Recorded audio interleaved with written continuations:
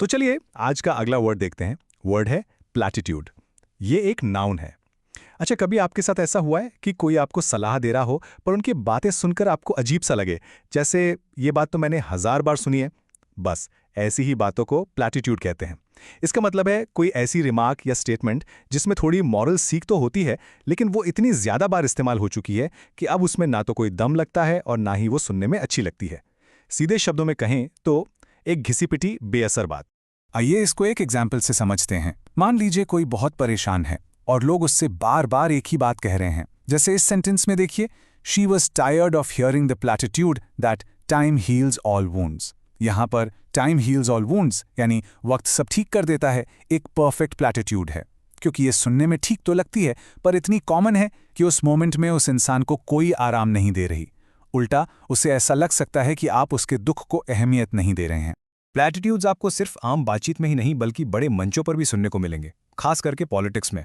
जरा ये सेंटेंस देखिए, his speech was full of platitudes but offered no real solutions.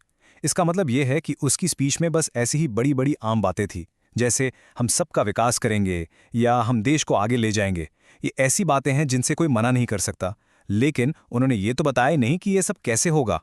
मतलब कोई असल सॉल्यूशन नहीं दिया, सिर्फ ऐसी खोखली सेफ बातों का इस्तेमाल किया। एक और आम सिचुएशन देखते हैं जहां प्लैटिट्यूड मदद करने की जगह सिचुएशन खराब कर देता है। यहां लिखा है, instead of advice he offered the platitude everything happens for a reason. अब सोचिए, कोई आपसे एक गंभीर समस्या पर सलाह मांग रहा है और आपने बस ये घिसी पिटी लाइन बोल दी कि जो होता है अच्छे के लिए होता है। ये एक प्लैटिट्यूड है क्योंकि ये उस स्पेसिफिक सिचुएशन में बिल्कुल अनहेल्पफुल है और सामने वाले को ये फील करा सकती हैं कि आप उसकी प्रॉब्लम को सीरियसली ले ही नहीं रहे हैं।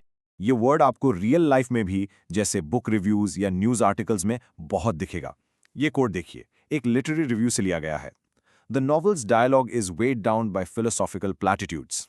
इसका साफ मतलब है कि नॉवल के जो डायलॉग्स हैं वो बड़े बड़े फिलोसॉफिकल घिसे पिटे विचारों से इतने भरे हुए हैं कि उनकी वजह से पूरी कहानी बोरिंग और भारी हो गई है।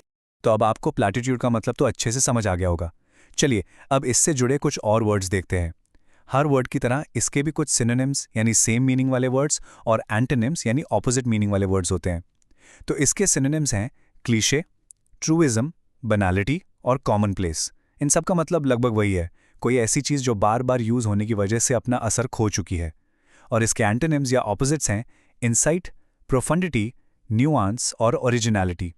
ये वो चीज़ें हैं जो प्लैटिट्यूड्स में बिल्कुल नहीं होती, गहरी सोच, नयापन या कोई ऐसी बात जिसमें एक नई समझ हो।